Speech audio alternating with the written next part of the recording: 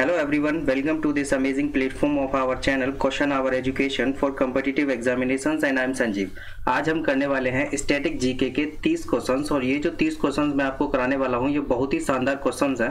तो चलिए शुरुआत करते हैं आज के क्वेश्चंस की। पहला क्वेश्चन है आपके सामने, इस क्वेश्चन का आंसर बताइए। ये जो मैंने आपको क्वेश्चन दिया था पिछली क्लास में उसका आंसर आप बताइए क्या होगा।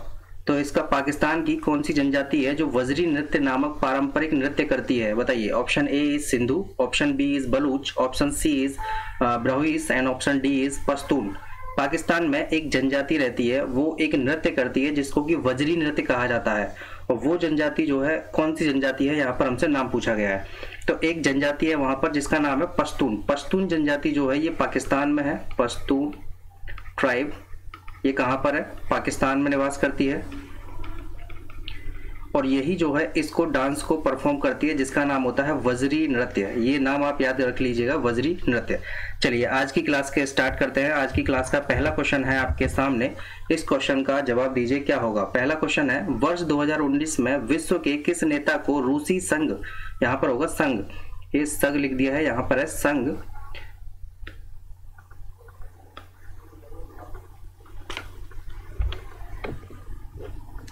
एक मिनट जरा वेट कीजिएगा, पेन नहीं चल पा रहा है, क्या दिक्कत हो गई।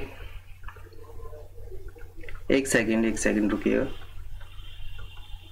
हाँ जी हो गया। चलिए ये है पहला क्वेश्चन कि वर्ष 2019 में विश्व के किस नेता को रूसी संघ के सर्वोच्च सम्मान सेंट एंड्रयू से सम्मानित किया गया। Option A is Donald Trump, option B is Angela Merkel and option C is Narendra Modi ji and option D is Emmanuel Macron. बताइए किसको सम्मानित किया गया था। सर्वोच्च सम्मान था ये रूस का, यानी कि रसिया का जो है सर्वोच्च सम्मान अवार्ड था, Russian highest award, civilian award. बताइए किसको दिया गया, तो ये दिया गया था नरेंद्र मोदी को। और ये किसके लिए दिया गया था, नरेंद्र मोदी जी ने भारत और रूस के अच्छे संबंधों के लिए उनको दिया गया था। नरेंद्र मोदी जी को ये अवार्ड दिया गया था। कहां से मिला था, ये रसिया से मिला था। ये क्वेश्चन काफी बार पूछा जा चुका है, आप इसको याद रखिए, करंट अफेयर का ये क्वेश्चन बनता था। चलिए नेक्स्ट क्वेश्चन है, क्वेश्चन नंबर 2 आपके सामने है कि बांग्लादेशी संसद की अधिकतम सदस्य संख्या क्या है। बताइए बांग्लादेश में जो संसद है, सबसे पहले तो आप बांग्लादेश की संसद का नाम जान लीजिए कि बांग्लादेश की संसद का नाम क्या होता है। बांग्लादेश की संसद को कहा जाता है जातीय संसद, ये नाम आप याद रखिएगा, जातीय संसद कहा जाता है। हालांकि बांग्लादेश की संसद का नाम तो नहीं पूछा जाता है, लेकिन जापान की संसद का नाम जरूर पूछ लिया जाता है। आप कमेंट करके बताइएगा कि जापान की जो पार्लियामेंट है उसको क्या कहा जाता है, जापान की जो संसद है उसका नाम क्या है। अब यहाँ पर जब बात की गई है बांग्लादेश की, तो बांग्लादेश में मैक्सिमम जो सीट्स हैं वो है 350, जिसमें से 50 सीट जो होती हैं वो रिजर्व्ड रहती हैं वुमेन्स के लिए, रिजर्व्ड फॉर वुमेन्स। यहाँ पर आंसर हो जाएगा हमारा 350, यानी कि ऑप्शन नंबर ए जो है वो करेक्ट हो जाएगा। अगर बांग्लादेश के फर्स्ट पीएम की अगर हम बात करते हैं तो फर्स्ट प्राइम मिनिस्टर कौन थे, तो बांग्लादेश के जो फर्स्ट प्राइम मिनिस्टर थे उनका नाम था ताजुद्दीन अहमद, AHMAD अहमद। और अभी इस टाइम पर जो पीएम है वहाँ की वो है शेख हसीना जी। और शेख हसीना जी जो है वो काफ़ी अच्छी मित्र हैं नरेंद्र मोदी जी की। चलिए नेक्स्ट क्वेश्चन है, क्वेश्चन नंबर 3 है आपके सामने, इसका आंसर बताइए क्या होगा।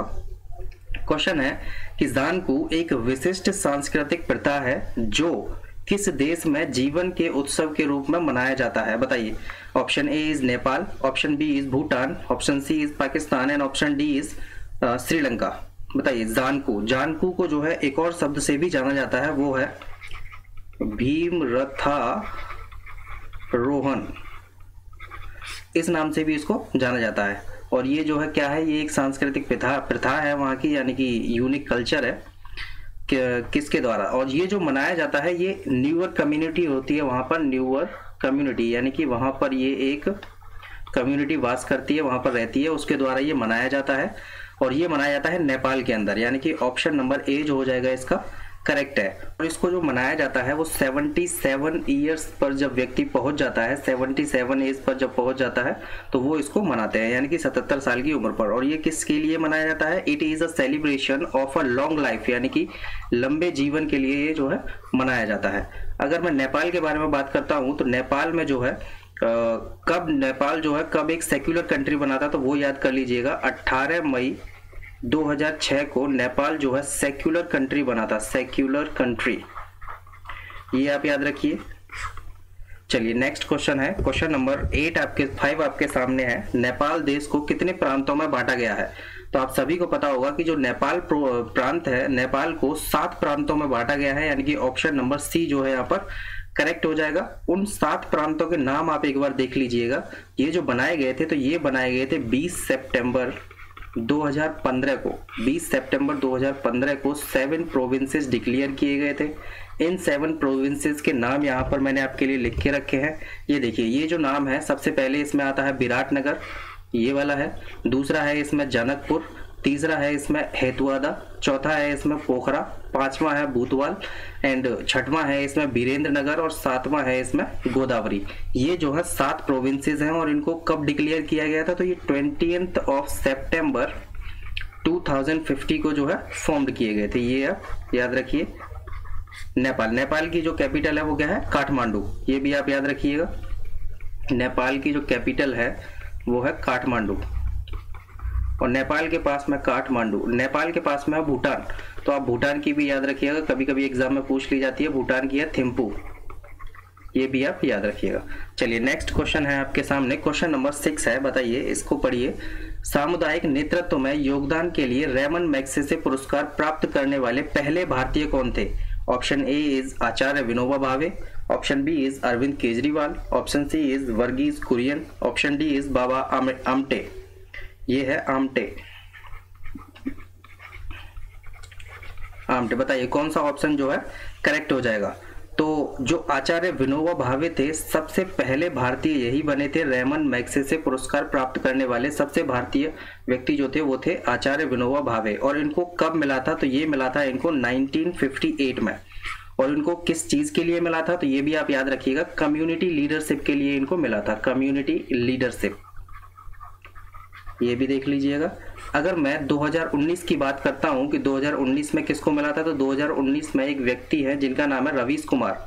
रवीश कुमार जी का नाम आपने काफी बार सुना होगा और काफी चर्चा में भी रहते हैं। ये जर्नलिस्ट हैं। ये इनको ये अवार्ड दिया गया था 2019 का। अगर 2020 का मैं बात करता हूं तो 2020 का किसी को नहीं दिया गया था। क्यों नहीं दिया गया था? तो due to covid pandemic. Covid pandemic, ये आप याद रखिए। नेक्स्ट अगर मैं 2021 की बात करता हूं तो 2021 में ये दिया गया था भारत वधवानी एंड सोनम वांगचुक, इन दोनों व्यक्तियों को जो है ये दिया गया था, यानी कि भारत वाधवानी और सोनम वांगचुक को 2021 का जो रेमन मैग्सेसे पुरस्कार दिया गया था वो इन्हीं को दिया गया था। 1958 में आचार्य विनोबा भावे को दिया गया था। कई बार ये क्वेश्चन रेलवे में पूछा गया है। चलिए नेक्स्ट क्वेश्चन है, क्वेश्चन नंबर 7 है आपके सामने। निम्न में से किस लेखक ने 2008 में ज्ञानपीठ पुरस्कार प्राप्त किया? बताइए, 2008 नहीं है, ये है 2018। 2018 में किसने प्राप्त किया था? Option A is Amitav Ghosh, option B is Kiran Desai, option C is Arundhati Roy and option D is Vikram Seth. बताइए। तो देखिए, ये जो ज्ञानपीठ पुरस्कार है, आपने एक शेड्यूल पढ़ा होगा पॉलिटी में, शेड्यूल नंबर 8। शेड्यूल नंबर 8 में 22 लैंग्वेजेस हैं। आपको पता होगा कि 22 लैंग्वेजेस हैं। तो इन 22 लैंग्वेजेस में ही ये जो है पुरस्कार दिया जाता है। इन 22 लैंग्वेजेस के अलावा अगर आप सोचें कि भोजपुरी में मिल जाएगा, तो भोजपुरी में नहीं मिलेगा। भोजपुरी में इसलिए नहीं मिलेगा क्योंकि भोजपुरी जो है वो 22 लैंग्वेजेस में नहीं आती है, यानी कि 8th शेड्यूल में नहीं है। 8th शेड्यूल में जितनी भी लैंग्वेजेस हैं उन्हीं लैंग्वेजेस में ये दिया जाता है ज्ञानपीठ पुरस्कार। 2018 का जो मिला था वो मिला था अमिताभ घोष को। 2019 का जो मिला था वो मिला था अक्कीतम अच्युतम को। अक्कीतम अच्युतम नंबूदरी, नाम काफी लंबा चौड़ा है और ये कई बार क्वेश्चन पूछा भी गया है।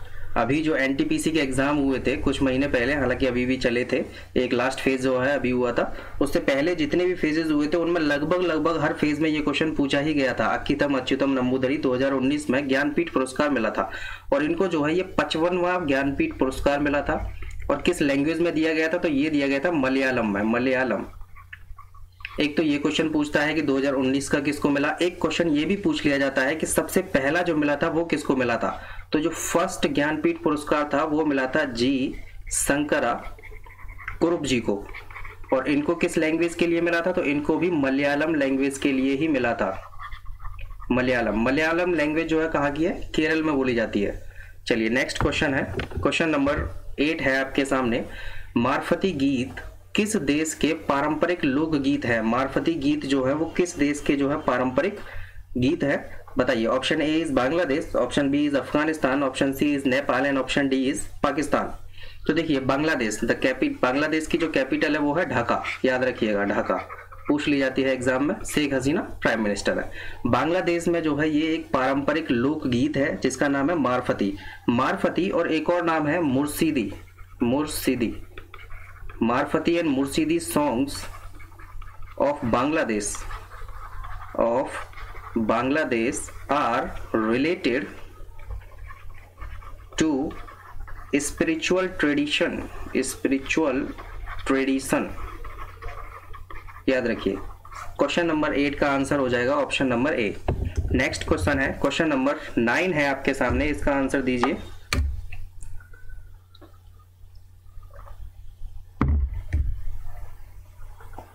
देखिए पद शब्द जो है चेरी पिकिंग किस खेल में प्रयोग किया जाता है?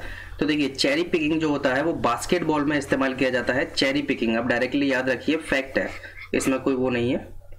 चलिए नेक्स्ट क्वेश्चन है, क्वेश्चन नंबर 10। उस विदेशी की पहचान कराएं जिसे 2019 में असाधारण और उत्कृष्ट सेवा के लिए भारत में दूसरे सर्वोच्च नागरिक पुरस्कार पद्म विभूषण से सम्मानित किया गया था। सबसे पहले तो आप ये पुरस्कार के बारे में जान लीजिए। जो पहला पुरस्कार दिया जाता है वो दिया जाता है पद्म भूषण पहले नंबर का रहता है। दूसरे नंबर पर जो आता है वो आता है पद्म विभूषण।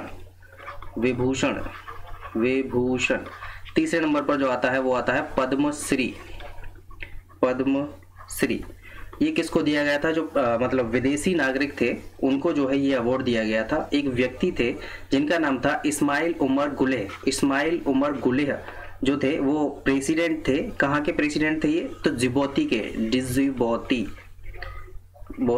जिबौती पढ़ा जाता है इसको, डी इसमें साइलेंट रहता है। जिबौती के जो थे ये प्रेसिडेंट थे और वहां पर अभी भी ये प्रेसिडेंट है, यानी कि 1999 से ये रेगुलरली प्रेसिडेंट है। फिर इनको री इलेक्ट किया गया 2005 में, फिर 2011 में, फिर 2016 में, और अभी भी शायद यही है। एक बार आप चेक कर लीजिएगा, मैं श्योर नहीं हूं कि यही है कि और कोई है। तो इन्हीं को जो है ये असाधारण और उत्कृष्ट सेवा के लिए भारत में सर्वोच्च नागरिक पुरस्कार दिया गया था जिसका नाम था पद्म विभूषण, और ये दूसरे नंबर का सर्वोच्च पुरस्कार है। पहले नंबर पर कौन रहता है? पद्म भूषण रहता है, दूसरे नंबर पर पद्म विभूषण और तीसरे नंबर पर पद्मश्री रहता है। चलिए नेक्स्ट क्वेश्चन है, क्वेश्चन नंबर 11 है आपके सामने। भूटान के राष्ट्रीय पक्षी का नाम बताइए क्या है? भूटान में एक राष्ट्रीय पक्षी होता है, उसका नाम पूछा गया है। Option A is raven, option B is tota, option C is mor and option D is magpie. तो रेविन जो है वो भूटान का जो है नेशनल बर्ड है, याद रखिएगा। National bird of Bhutan is raven. Ravan नहीं है ये, रेविन है। चलिए नेक्स्ट क्वेश्चन है, क्वेश्चन नंबर 12 है। 24 जनवरी को भारत में किस दिन के रूप में मनाया जाता है? 24 जनवरी को हम कौन सा दिवस मनाते हैं ये पूछा गया है, बताइए। ऑप्शन ए इज राष्ट्रीय किसान दिवस यानी कि national farmers day, option B is राष्ट्रीय बालिका दिवस यानी कि national girl child day, and option C is राष्ट्रीय कृषि दिवस, या फिर ऑप्शन डी इज राष्ट्रीय बुजुर्ग दिवस यानी कि राष्ट्रीय day national day of elderly. बताइए 24 जनवरी को कौन सा दिवस मनाया जाता है? तो 24 जनवरी को मनाया जाता है नेशनल गर्ल चाइल्ड डे यानी कि बालिका दिवस मनाया जाता है। और इस बार जो इसको मनाया गया था वो मध्य प्रदेश द्वारा मनाया गया था, ये आप याद रखिए। चलिए नेक्स्ट क्वेश्चन है, और इसकी थीम और जान लीजिए कि 2021 की जो थीम थी वो क्या थी। 2021 की जो थीम थी वो थी अवेयर गर्ल चाइल्ड, ये जो थी इसकी थीम थी। चलिए नेक्स्ट क्वेश्चन है, क्वेश्चन नंबर 13 आपके सामने है। निम्न में से किसके पुस्तक ए हिस्ट्री ऑफ द सिख लिखी है? किसने, यहाँ पर आएगा किसने जो है ये पुस्तक लिखी है, a history of the Sikh लिखी है। Option A is Khushwant Singh, option B is Amrita Pritam, option C is Bhai Vir Singh and option D is Gurbachan Singh Talib. बताइए किसने लिखी है? तो देखिए ये जो पुस्तक लिखी गई है a history of the Sikh, ये लिखी गई है खुशवंत सिंह द्वारा। और ये मैंने आपको क्वेश्चन पहले भी कराया हुआ है, जब मैंने आपको 1000 क्वेश्चंस की सीरीज कराई थी तो उसमें ये क्वेश्चन मैंने कराया हुआ है। A history of the Sikh किसने लिखी है? खुशवंत सिंह ने लिखी है। इसमें सिखों के बारे में पूरी जानकारी दी हुई है। The total information about the Sikh, total information about six, six से धर्म, सिख जो धर्म है उससे रिलेटेड पूरी जानकारी जो है इसमें दी हुई है। सिख से रिलेटेड जो कुछ भी है सब कुछ इसमें दिया हुआ है। और ये बुक लिखी गई है खुशवंत सिंह द्वारा, खुशवंत सिंह द्वारा। और आप यहाँ पर एक और बुक का नाम याद रखिएगा, एक बुक है a train to Pakistan, a train to Pakistan, ये भी इन्हीं के द्वारा लिखी गई है और काफी फेमस बुक है इनकी ये, अ ट्रेन टू पाकिस्तान। चलिए नेक्स्ट क्वेश्चन है, क्वेश्चन नंबर 14 आपके सामने है। विजय हजारे डैश किस खेल से जुड़े एक प्रसिद्ध भारतीय खिलाड़ी थे? बताइए विजय हजारे जो थे वो किस खेल से जुड़े हुए थे? ऑप्शन ए इज मुक्केबाजी, option B is cricket, option C is football, option D is rifle shooting. बताइए किस खेल से जुड़े हुए थे? तो ये जुड़े हुए थे क्रिकेट से, यानी कि ऑप्शन नंबर बी जो हो जाएगा यहाँ पर करेक्ट हो जाएगा। और ये कैप्टन भी रहे हैं इंडियन टीम में और इन्होंने 14 मैचेस खेले हैं जब ये कैप्टन रहे थे 1951 से 1953 तक, ठीक है। और ये पहले ऐसे यानी कि फर्स्ट इंडियन प्लेयर थे, फर्स्ट इंडियन प्लेयर जिन्होंने 1000 टेस्ट रन्स कंप्लीट किए थे। ये पहले ऐसे भारतीय खिलाड़ी थे जिन्होंने 1000 टेस्ट रन जो है कंप्लीट किए थे। नेक्स्ट क्वेश्चन है क्वेश्चन नंबर 15। मेरे सपनों का भारत पुस्तक में किसके भाषण और लेखन शामिल हैं? बताइए option A is Mahatma Gandhi, option B Jawaharlal Nehru, option C is Sardar Vallabh Bhai Patel and option D is doctor Rajendra Prasad ji. तो यहाँ पर आपको साफ साफ ये क्वेश्चन का आंसर पता ही होगा, ऑप्शन ए जो है महात्मा गांधी जी जो है शामिल है। चलिए नेक्स्ट क्वेश्चन है क्वेश्चन नंबर 16। बताइए इसका आंसर बताइए क्या होगा। काजी नजरुल इस्लाम किस देश के राष्ट्रीय कवि है? काजी नजरुल काफी फेमस कवि हैं ये, काजी नजरुल जो है वो काफी फेमस कवि हैं और इन्होंने 4000 म्यूजिक जो है वो कंपोज्ड किए हैं, 4000 से भी ज्यादा कंपोज्ड म्यूजिक्स। और इनकी जो मृत्यु हुई थी तो वो हुई थी 29 अगस्त 1976 और कहाँ हुई थी? बांग्लादेश में, क्योंकि ये बांग्लादेश के हैं, ठीक है, याद रखिए। यानी कि ऑप्शन नंबर ए जो हो जाएगा वो करेक्ट हो जाएगा। Kazi Nazrul is the national poet of Bangladesh and he wrote the 4000 composed musics and he died on the 29th August of 1976 in Bangladesh. चलिए नेक्स्ट क्वेश्चन है क्वेश्चन नंबर 17। केरल के पहले मुख्यमंत्री कौन थे? बताइए केरल के जो पहले मुख्यमंत्री थे वो कौन थे? और ये भी नॉन कांग्रेसी थे, ये जो सबसे पहले जो नॉन कांग्रेसी सरकार बनी थी तो वो भी केरल में ही बनी थी और ये वही व्यक्ति है जो सबसे पहले मुख्यमंत्री थे। तो इनका नाम था EMS नंबूदरीपाद, यानी कि ऑप्शन नंबर डी जो हो जाएगा इसका करेक्ट हो जाएगा। और आप ये भी जान लीजिए कब से कब तक थे, तो 1957 से 59 तक रहे, फिर ये री इलेक्ट हुए थे 1967 से 69 तक। क्या टर्म था इनका देखिएगा, 10 साल बाद फिर से ये आए थे 1957 से 59, फिर 1967 से फिर 69, यानी कि बस 3-3 साल का ही इनका टर्म रहा है, ठीक है। पहले नॉन कांग्रेसी थे, ये भी आप याद रखिए, पहले नॉन कांग्रेसी, फर्स्ट नॉन कांग्रेसी। चलिए नेक्स्ट क्वेश्चन है क्वेश्चन नंबर 18। चीन गणराज्य, चीन चाइना की बात हो रही है यहाँ पर, के पहले राष्ट्रपति निम्न में से कौन थे? हालांकि अभी सी जिनपिंग है, पहले पूछे गए हैं यहाँ पर पहले कौन थे, तो जो पहले थे उनका नाम बताना है। पहला जो ऑप्शन है इसमें Yang Shangkun, option B is Hu Jintao, option C is Yuan Shikai and option D is Li Xiannian. कैसे कैसे नाम दिए हैं देखिए। एक व्यक्ति थे जिनका नाम था युआन सिकाई, युआन सिकाई जो थे वो चीन गणराज्य के पहले व्यक्ति थे, पहले राष्ट्रपति थे। और अभी इस टाइम पर कौन है? Xi Jinping, father of corona, father of corona, कौन कहता है ये बात है? चलिए नेक्स्ट क्वेश्चन है क्वेश्चन नंबर 19। चेचक के पहले टीके की खोज किसने की थी? Option A is Edward Jenner, option B is Alexander Fleming, option C is John Hunter and option D is Louis Pasteur. बताइए चेचक की जो खोज की थी वो किसने की थी? चेचक के पहले टीके की जो खोज की गई थी वो किसके द्वारा की गई थी? तो टीके की खोज की गई थी एडवर्ड जेनर द्वारा। ऑप्शन नंबर ए जो हो जाएगा करेक्ट है। नेक्स्ट क्वेश्चन है क्वेश्चन नंबर 20। मानक स्रोत के संदर्भ में अज्ञात स्रोत द्वारा उत्पादित प्रकाश की तीव्रता को मापने के लिए किस उपकरण का उपयोग किया जाता है? Option A is photometer, option B is capillary, option C is dynamometer and option D is ammeter. तो फोटोमीटर का इस्तेमाल किया जाता है, याद रखिए। चलिए नेक्स्ट क्वेश्चन है आपके सामने, एक सेकेंड। चलिए ये क्वेश्चन लीजिए, इस क्वेश्चन का आंसर बताइए क्या होगा। निम्न में से कौन बांग्लादेश के सबसे लंबे समय तक सेवारत प्रधानमंत्री हैं? मैंने अभी आपको इनका नाम बताया है। शेख हसीना जी जो हैं वो लंबे समय से जो हैं यही हैं। 2018 में इनको री इलेक्ट किया गया और ये इनका 4th टर्म था, यानी कि चौथा टेन्योर था ये, ठीक है, शेख हसीना जी। चलिए नेक्स्ट क्वेश्चन है क्वेश्चन नंबर 22। उस भारतीय मूल की महिला का नाम बताइए जिन्हें वर्ष 2006 में पेप्सिको की मुख्य कार्यकारी अधिकारी सीईओ चीफ एग्जीक्यूटिव ऑफिसर नियुक्त किया गया था। Option A is Indrani, option B is Kalpana Morparia, option C is Chanda Kochhar and option D is Kiran Mazumdar Shaw. बताइए। तो एक व्यक्ति थी जिनका नाम था इंद्राणी जी। इंद्राणी जी को 2006 में पेप्सिको का सीईओ बनाया गया था, याद रखिए। नेक्स्ट क्वेश्चन है question number 23। Vasco D gamma Calicut में किस वर्ष आया था? बताइए किस वर्ष आया था भाई? तो ये आया था 20 मई 1498 में। 20 मई 1498, यानी कि ऑप्शन नंबर ए जो हो जाएगा सही हो जाएगा। और ये कहाँ पर पहुंचा था? कोझिकोड। कोझिकोड कहाँ पर है? केरला में पड़ता है, याद रखिए। चलिए नेक्स्ट क्वेश्चन है क्वेश्चन नंबर 24। बताइए क्या है? कंदयान नृत्य। कंदयान जो है ये एक डांस है, ये कहाँ पर, किस देश में? ये एक सामान्य नृत्य है, यानी कि कॉमन डांस है, वहां पर आम लोग इसको करते हैं। सामान्य यानी कि कॉमन है, फेमस डांस है। बताइए कहाँ पर है ये? तो ये है श्रीलंका में। ये कहाँ किया जाता है? श्रीलंका में। चलिए नेक्स्ट क्वेश्चन है क्वेश्चन नंबर 25। तनाक किस धर्म संप्रदाय का पवित्र ग्रंथ है?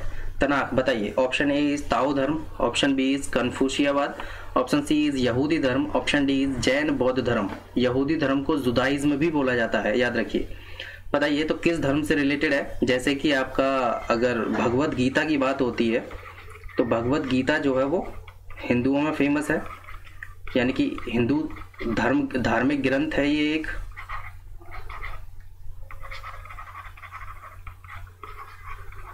ठीक है। अगर मैं बात करता हूँ कुरान की, तो कुरान जो है वो इस्लाम में एक पवित्र ग्रंथ है। कुरान ये इस्लामिक के लिए है। ऐसे ही बाइबल भी होता है, चर्च यानी कि जो कौन होते हैं ये, बाइबल है ये। ऐसे ही इसका नाम बताइए, जो तनाक है वो किस धर्म से रिलेटेड है? बताइए। तनाक जो है वो यहूदी धर्म से रिलेटेड है, यानी कि जुदाइज्म से रिलेटेड है। ऑप्शन नंबर सी जो है इसका करेक्ट हो जाएगा। नेक्स्ट क्वेश्चन है क्वेश्चन नंबर 26। इसका आंसर बताइए क्या होगा। निम्न में से कौन एकमात्र भारतीय है जिसने स्नूकर और बिलियर्ड्स दोनों में एमेच्योर विश्व खिताब जीता है? सिर्फ पहले एकमात्र भारतीय हैं ये, उनका नाम पूछा गया है। Option A is Michael Ferreira, option B is Pankaj Advani, option C is Geeta Sethi, option D is Subhash Agarwal. बताइए कौन से व्यक्ति हैं?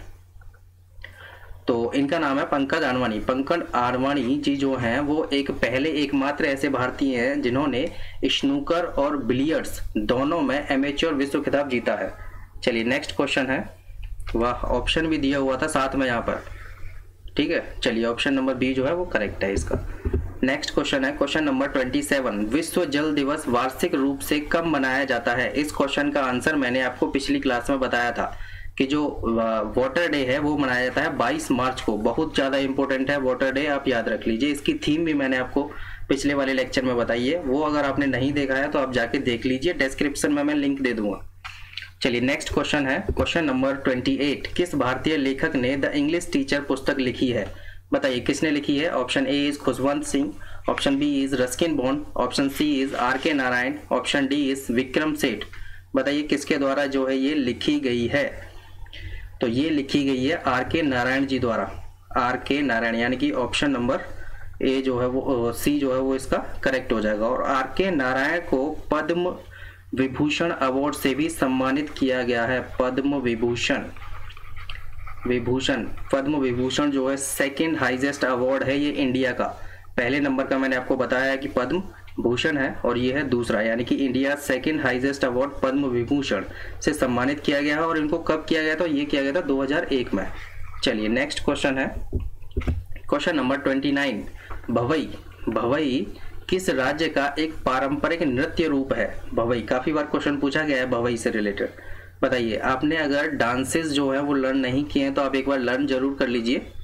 जो भी जितने भी स्टेट हैं वहाँ पर अलग अलग डांस होते हैं, जैसे कि महाराष्ट्र में लावड़ी होता है, जैसे कि गुजरात में डांडिया फेमस है, ऐसे ही पंजाब में गिद्दा और भांगड़ा फेमस है। ऐसे अलग अलग राज्यों के अलग अलग डांस फॉर्म होते हैं, उनको आप एक बार लिस्ट को पूरी को देख लीजिए। बताइए इसका आंसर क्या होगा? Option A is Gujarat, option B is Bihar, option C is Punjab and option D is Maharashtra. बताइए, तो इसका आंसर हो जाएगा गुजरात। ये कहाँ किया जाता है? गुजरात में किया जाता है। और ये आपको बता दिया जाए कि ये जो ग्लासेस के पीस होते हैं ना, यानी कि कांच के जो टुकड़े होते हैं, ग्लास पीस पर किया जाता है। आपने देखा भी होगा ऐसा डांस। ये एक डांस फॉर्म है भवई, जो कि गुजरात में किया जाता है। नेक्स्ट क्वेश्चन है आपके सामने क्वेश्चन नंबर 30 और ये हमारा आज का लास्ट क्वेश्चन होगा। निम्न में से कौन सा भारतीय लेखक फिल्म काई पोचे के 4 पटकथा लेखकों में से एक है? बताइए।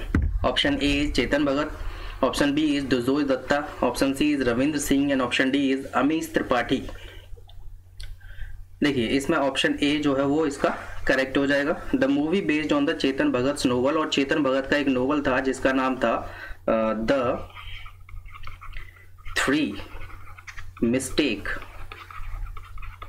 Mistakes of my life. ये जो है किसका नोवेल था? चेतन भगत का नोवेल था। और ये जो फिल्म रिलीज हुई थी ये हुई थी 22 फरवरी 2013 को, यानी कि 14 फरवरी के 8 दिन बाद। ठीक है, चलिए ये इसका आंसर हो जाएगा चेतन भगत। और ये हमारा आज का लास्ट क्वेश्चन था। और ये क्वेश्चन आपके लिए HW वाला क्वेश्चन है, यानी कि घर से करके लाना है इस क्वेश्चन को। और नेक्स्ट वीडियो जो मिलेगी आपको उसमें इसका आंसर मिल जाएगा।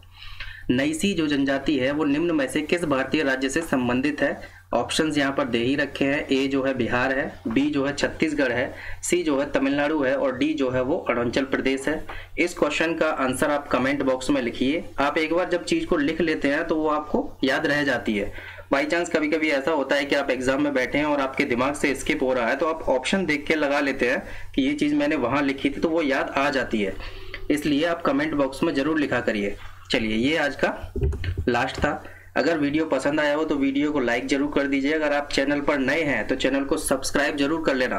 देखिए यहाँ पर कितना अच्छा बॉक्स बना हुआ है सब्सक्रिप्शन का, इसको लाइक जरूर कर लेना। और कमेंट तो करेंगे ही, आप क्वेश्चन दिया है तो कमेंट तो करना ही है, और अपने दोस्तों के साथ भी शेयर करना है इसको। चलिए मिलते हैं फिर नेक्स्ट वीडियो में।